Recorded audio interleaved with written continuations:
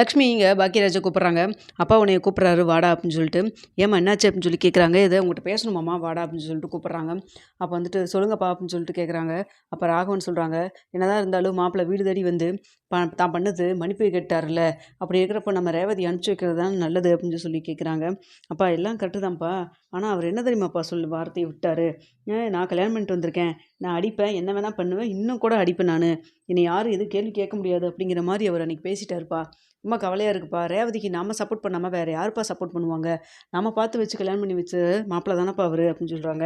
எல்லாம் கரெக்டு தான்டா, இருந்தாலும் வந்துட்டு அவர் வந்து நம்ம எல்லாத்துக்கிட்டையும் வந்து இப்போ மன்னிப்பு கேட்டு போயிருக்காருல்ல அப்படின்னு சொல்கிறாங்க. இங்கே வருங்கப்பா, அவர் வந்துட்டு ரேவதியை கூட்டிகிட்டு போகட்டும், வேண்டாம் நல்லா சொல்லலை. ஆனால் அவர் உண்மையாலுமே மனசார மன்னிப்பு கேட்குறாரா, இல்லை ரேவதியை கூட்டிகிட்டு போகணும், நான் கூட்டிகிட்டு வந்ததுக்காக வந்துட்டு ரிவெஞ்ச் எடுக்கிறதுக்காக வந்து இப்படி பண்ணிட்டு போகிறாரான்னு சொல்லி யோசிக்கணும்லப்பா அப்படின்னு சொல்கிறாங்க. என்னடா புதுசு புதுசாக பேசுகிற, எனக்கு ஒன்றும் புரியலடா அப்படின்னு சொல்கிறாங்க. அப்பா எங்கே பாருங்கப்பா, அன்றைக்கே வந்து ரேவதி எனக்கு கிளம்பி வா போகலான்னு சொல்லி சொன்னதுக்கு, நீ உள்ளே போ ரேவதி உள்ளே போ ரேவதின்னு சொன்னார். ஆனால் அவர் சொல்கிறதெல்லாம் கேட்காம ரேவதி நான் கூப்பிட்டாங்கிறக்காக எங்கூட இங்கே வரைக்கும் வந்திருக்கா. அதுவே அவருக்கு பெரிய ஒரு அவமானமாக போயிடுச்சு. அதனால தான் ரேவதியை எப்படியாவது இங்கேருந்து கூட்டிகிட்டு போகணும் அப்படிங்கிறது மட்டும்தான் இப்போ அவருடைய எண்ணமாக இருக்குது. மற்றபடி அவர் வந்து பண்ணது தப்பு அப்படிங்கிறத அவர் இன்னும் உண்மையாகவே புரிஞ்சுக்கலன்னு எனக்கு தோணுதுப்பா அப்படின்னு சொல்கிறாங்க. பரவாயில்லடா, என்னவா வேணால் இருந்துட்டு போகுதுடா, ஆனால் அங்கே வீடு தேடி வந்து வந்து மன்னிப்பு கேட்டார்லடா, அதுக்காக நம்ம ஒரு சான்ஸ் கொடுக்கலாம், வாய்ப்பு கொடுக்கலாம். அது மட்டும் இல்லாமல் நம்ம வீட்டில் எத்தனை பிரச்சனை நடந்திருக்கு, எல்லாத்துக்கும் மாப்பிள்ளை முன்னாடியே வந்து நின்னார், எல்லாமே பண்ணார்லடா, நம்ம யோசிச்சு பார்க்கணும்லடா அப்படின்னு சொல்கிறாங்க. அப்பா எனக்கு தெரியும்ப்பா, நீங்கள் மாப்பிள்ளைய தலையில் தூக்கி வச்சுட்டு இப்படிலாம் பேசுகிறதுனால தான்ப்பா அவர் என்ன வேணால் பண்ணல, யாரும் நம்மளை கேள்வி கேட்க மாட்டாங்க. அவங்க வீட்டில் மட்டும் கிடையாது, நம்ம வீட்லையுமே அவர் வைக்கிறதான சட்டம்னு சொல்லிட்டு அவர் இஷ்டத்துக்கு ஆடிட்டார். இத்தனை நாள் நான் பொறுமையாக போனது ஒரே காரணம், நம்ம ஏதாவது பேச போய் பண்ண போய் ரேவதியோடைய வாழ்க்கையை எதுவும் கெட்டக்கூடாது அப்படிங்கிற ஒரே காரணத்துக்காக தான். ஆனால் என்னைக்கு வந்து ரேவதி மேலே அவர் கை வச்சாரோ, இனிமேல் அவருக்கு அந்த மதிப்பு மரியாதையெல்லாம் கிடையாதுப்பா அப்படின்னு சொல்கிறாங்க. டேய் உன்னுடைய கோவமெல்லாம் எனக்கு புரியுது. உண்மையாலுமே சொல்லப்போனால் என் பொண்ணுக்கு இப்படி ஒரு அண்ணன் இருக்காரு, நாளைக்கு ஏதாவதுனா அவளுக்கு நீ இருப்ப அப்படிங்கிறத நினச்சாலும் எனக்கு சந்தோஷமாக தான் இருக்குது. இருந்தாலும் அப்படின்னு சொல்லி பேசுகிறாங்க. சரி இப்போ என்னப்பா பண்ணணும் சொல்லுங்கள் அப்படின்னு சொல்லி கேட்குறப்போ, நீ கொண்டு போய் ரேவதியை வீட்டில் விட்டுட்டு வந்துடுடா அப்படின்னு சொல்லிட்டு இருக்கிறாங்க. என்னப்பா சொல்கிறீங்க அப்படின்னு சொல்லி கேட்குறப்போ, ஆமாண்டா நீ கொண்டு போய் விட்டுட்டு வா அப்படின்னு சொல்கிறாங்க. நான் சொன்னால் நீ மதிப்பு கொடுப்பேன்னு எனக்கு தெரியும், நீ கொண்டு போய் விட்டுட்டு வா அப்படின்னு சொல்கிறாங்க. சரிங்கப்பா அப்படின்னு சொல்லிட்டு உடனே வந்துட்டு மனசே இல்லாமல் தான் ரேவதிகிட்ட போய், ரேவதி உன்னை அப்பா கொண்டு போய் வீட்டில் விட சொல்கிறாரு, அவர் இவ்வளோ தூரம் வந்து மன்னிப்பு கேட்டார்ல, அதுக்காக வந்து கொண்டு போய் விட்டு வான்னு சொல்லி சொல்கிறாரு, என்ன ரேவதி பண்ணலாம் அப்படின்னு சொல்லி கேட்குறப்போ, அப்பா சொல்லிட்டாருன்னா என்னென்ன பண்ண முடியும் அப்படின்னு, உனக்கு என்னென்ன தோணுது அப்படின்னு சொல்லி கேட்குறாங்க. இல்லை வந்தார், மன்னிப்பு கேட்பாருன்னு கூட நான் யோசிக்கவே இல்லை, மன்னிப்பு கேட்டார், சரி ஒருக்கா போய் தான் பார்ப்போம், அப்படி மறுபடியும் ஏதாவது உங்கள்கிட்ட வம்பு பண்ணுறாரு, இல்லை கை வைக்கிற கை ஓங்குறாரு அப்படின்னா அடுத்த நிமிஷம் எனக்கு நீ கால் பண்ணுற, புரியுதா? மற்றபடி என்கிட்ட வந்து மறைக்கணும், அவங்ககிட்ட சொன்னால் வருத்தப்படுவாங்க அப்படி இப்படின்னு ஏதாவது நீயே மனசுக்குள்ளே ஒரு கற்பனை பண்ணிக்கிட்டு எதுவும் சொல்லாமல் கொள்ளாமல் இருந்தீங்கன்னா பார்த்துக்கோ அப்படின்னு சொல்கிறாங்க. சரிண்ணா அப்படின்னு சொல்லிட்டு, சரி கிளம்பு போகலாம் அப்படின்னு சொல்லிட்டு கொண்டு போய் விடலான்னு அங்கே போகிறாங்க. அங்கே போகிறப்போ கரெக்டாக ரேவதி உள்ளே வரதை பார்த்துட்டு, என்ன வந்துட்டியா பரவாயில்லையே அப்படின்னு சொல்கிறாங்க. பின்னாடியே வந்துட்டு இங்கே பாக்யராஜ் உள்ளே வராரு. இங்கே வர ரேவதி உன்னைத்தான் நான் வர சொன்னேன் அப்படின்னு சொல்லிட்டு இருக்கிறாங்க. இங்கே பாருங்க, அப்படியே கொண்டு வந்து சும்மா வந்தாங்க, நீங்கள் கூப்பிட்டீங்க மன்னிப்பு கேட்டீங்க அப்படிங்கிறக்காக விட்டுட்டுலாம் போயிட முடியாது. ரேவதி மேலே இனிமேல் வந்துட்டு உங்கள் கை படவே கூடாது, புரிஞ்சுதுங்களா? அடிக்கிறதுக்கு இது கை ஓங்குனீங்கன்னா நல்லா இருக்காது பார்த்துக்குங்க அப்படின்னு சொல்லி பேசுகிறாங்க. ஏன்னா நானும் பார்த்துட்டே இருக்கேன், ஓவராக சவுண்ட் விட்டுட்டே இருக்கேன். இங்கே பாரு, இத்தனை நாளாக வந்துட்டு என்ன உன் தங்கச்சி அடித்து கொடுமைப்படுத்திட்டே இருந்தாங்க, தேவையில்லாத வேலை பார்த்து வச்சா அதனால தான் அப்படின்னு சொல்லிட்டு இருக்கிறாங்க. அவன் ஒன்றும் பொய்யெல்லாம் சொல்லலையே, நடந்த விஷயத்த கேட்ட விஷயத்த மனசு கேட்காம அங்கே வந்துட்டு சொல்லியிருக்கிறா, இதில் என்ன தப்பு இருக்குது அப்படின்னு சொல்லிட்டு ரேவதிக்கு சப்போர்ட் பண்ணி பேசுகிறாங்க.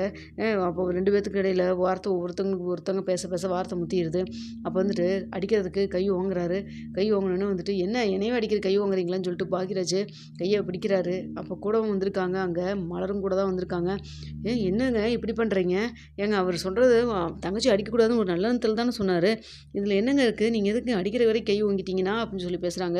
நீ பேசாத, என் வீட்டில் என் தங்கச்சி இறந்தது காரணமே உன்னால தான் சரியா, நீ எல்லாம் பேசவே கூடாது அப்படின்னு சொல்லி பேசுகிறாங்க. எங்கள் இப்போ என்ன பிரச்சனைக்கு பேச வந்திருக்கோம், நீங்கள் எதுக்குங்க சம்மந்தம் பண்ணி பேசிகிட்டு இருக்கீங்க அப்படின்னு சொல்லி பேசுகிறாங்க.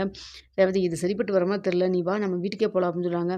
என்ன மறுபடியும் கூப்பிட்டு வந்து அண்ணனும் தங்கச்சியும் இப்படி எனக்கு முன்னாடி வந்துட்டு சீன் போடலான்னு பார்க்குறீங்களா அப்படின்னு சொல்லிட்டு இருக்கிறாங்க. ரேவதி இதுக்கு மேலே நீ வீட்டை விட்டு போனீங்கன்னா அதுக்கப்புறம் இந்த வீட்டுக்கே நீ வரவே முடியாது, பார்த்துக்கோ அப்படின்னு சொல்லிட்டு இருக்கிறாங்க. என்னங்க எப்படி பேசுகிறீங்க, மிரட்டுறீங்களா நீங்கள் அப்படின்னு சொல்கிறாங்க. மிரட்டவெல்லாம் இல்லை சரியா, நீ ஒழுங்கா இங்க இருக்கிறன்னா இரு. இல்ல உனக்கு இங்க நடக்கிறது எல்லாத்தையும் அங்க தான் சொல்லணும் அப்படின்னு விருப்பமா இருந்தா போய்க்கோ. அது மட்டும் இல்லாம உங்க அண்ணா சொன்னான்னு அன்னைக்கு என்னமோ பெரிய வீராப்பு பண்ணிட்டு நீ போன அப்படின்னு சொல்றாங்க. அப்பனா நீங்க வீட்ல வந்து எல்லாத்துக்கும் முன்னாடி மன்னிப்பு கேட்டதெல்லாம் சும்மா ஒரு நடிப்புக்கா. அண்ணா அப்பவும் சொன்னாரு. உண்மையா வந்து ஒரு மன்னிப்பு கேட்ட மாரி எனக்கு தெரியலன்னு சொல்லிட்டு. நான் இருந்தாலுமே உண்மையாலுமே வந்து மன்னிப்பு கேட்க தான் வந்திருக்கீங்க போல இருக்குன்னு நானும் நம்பிட்டேன். அதெல்லாம் இல்ல இல்ல அப்படின்னு சொல்லி பேசிட்டு இருக்கிறாங்க. அப்போ உடனே வந்துட்டு இங்க தங்கராஜுடைய அம்மா சொல்றாங்க, "என்ன ரேவதி பேசிட்டு இருக்கிற நீயி? அவன் என்ன தப்பு பண்ணிட்டான் மன்னிப்பு கேட்கறதுக்கு? நம்ம வீடு, நம்ம எல்லாத்துட்டயும் எல்லாம் பேச முடியும் அப்படிங்கிற ஒரு உரிமையெல்லாம் அவன் நடந்த விஷயத்த என்கிட்ட வந்து கேஷுவலா சொல்லிக்கிட்டு இருந்தான். நீ அத விட்டுக்கேட்டு, உடனே அங்க ஃபோன் பண்ணி, உன் தம்பி பொண்டாட்டிக்கிட்ட பத்தி சொல்லணும் அப்படிங்கிறதுக்காக ஃபோன் பண்ணி எல்லாத்தையும் சொல்லி பெரிய பிரச்சனை பண்ணது நீ தானே! அவ என்னம்மா வந்து சாமி ஆட்டம் ஆடிட்டு போறா! தேவையில்லாம யார் வந்தாலும் என் வளர்ச்சிய தடுக்க முடியாது அப்படின்னு சொல்லி பேசிட்டு போறா அப்படின்னு சொல்றாங்க. ஏங்க பேசுறது மட்டும் தான் நீங்க பார்த்தீங்க. ஆனா உங்க பையன் பண்ணது தப்புன்னு உங்களுக்கு தோணலையா? எதுக்குங்க அவ வேலைக்கு போற வேலைய கெடுக்கணும் இவரு. அவருக்கு அப்படி கெடுக்கறதுக்கு இவருக்கு என்ன ஃபர்ஸ்ட்டு ரைட்ஸ் இருக்குது, உரிமை இருக்குது அப்படின்னு சொல்றாங்க. "பாத்தியாடா தங்கராஜு, உன்ட்ட எத்தன தடவ நான் சொன்னேன். அவிங்க வீட்டு விஷயத்துல சும்மா போய் மூக்க நொளச்சிட்டு இருக்காத. உன் வேலை என்னமோ அத மட்டும் பாரு. பொண்ண கல்யாணம் பண்ணிட்டு வந்தியா, அதோட இருந்துக்கோ. அத விட்டுட்டு சும்மா எப்ப பார்த்தாலும் அங்க போகாதடா, புடிக்காதடான்னு நான் சொன்னேன்ல. நீ கேட்கவே இல்ல. இப்ப பாத்தியா, எப்படி அவமானப்படுத்துறாங்கன்னு பாத்தியா?" அப்படின்னு சொல்லிட்டு இருக்காங்க. கரெக்ட்டா சொன்னேம்மா. இனிமேல் அந்த வீட்ல என்ன பிரச்சனை நடந்தா எனக்கு எதுக்கு கால் பண்ண போறாங்க? அப்படியே கால் பண்ணா நான் எதுக்கு போய் அங்க மொத ஆளா போய் நிக்க போறேன்? எல்லாம் எனக்கு தேவதான். நான் வந்து அந்த குடும்பம், இந்த குடும்பம் 2 பிரிச்சுலாம் நான் பார்க்கல. எல்லாம் ஒரே குடும்பம் தான் பார்த்தேன்.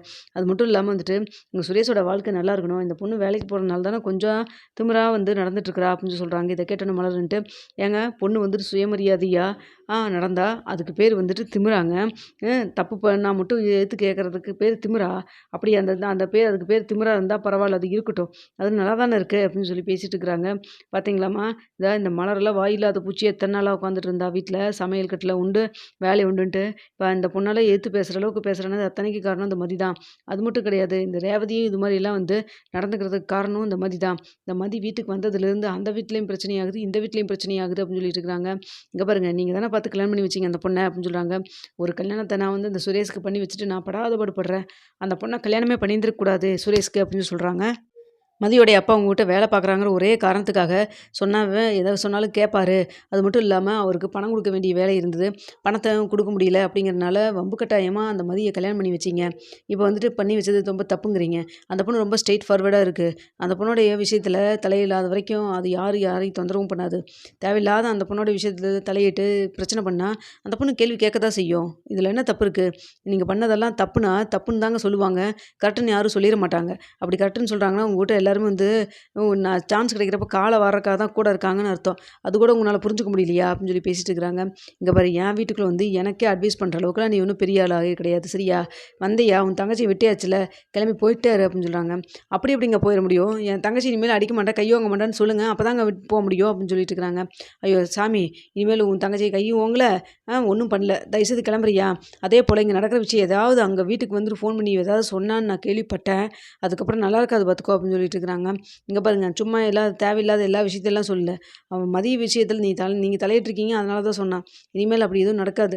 ரேவதி பார்த்துக்க ரேவதி. ஏதாவது பிரச்சனைனா எனக்கு உடனே கால் பண்ணு. அண்ணா அடுத்த நிமிஷம் வந்து நிப்பேன் அப்படின்னு சொல்றாங்க. ஆமாமா ஊர்ல இல்லாத அண்ணன் அப்படின்னு சொல்லிட்டு உடனே வந்து இங்க ரேவதியோட